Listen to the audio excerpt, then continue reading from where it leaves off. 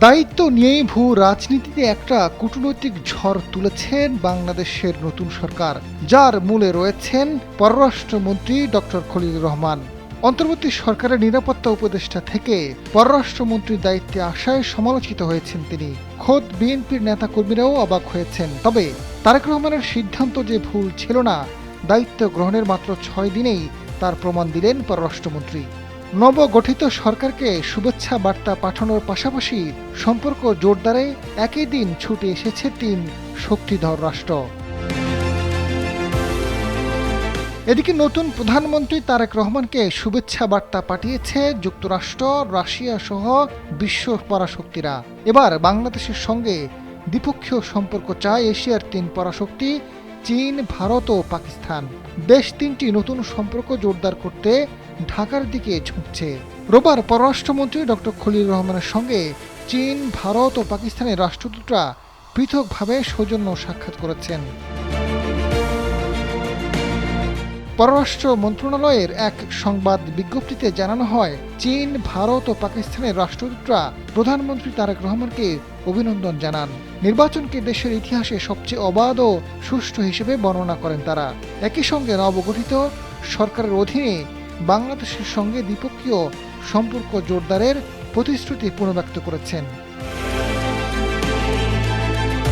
চীনের রাষ্ট্রদূত ইয়াও ওয়েন প্রধানমন্ত্রী তারেক রহমানের সবার আগে বাংলাদেশ নীতির প্রতি দেশটির দৃঢ় সমর্থন ব্যক্ত করেন। তিনি জানান, দ্বিপক্ষীয় সহযোগিতা আরও জোরদার করতে চীনের প্রধানমন্ত্রী বাংলাদেশের প্রধানমন্ত্রীর সঙ্গে ঘনিষ্ঠভাবে কাজ করতে চান।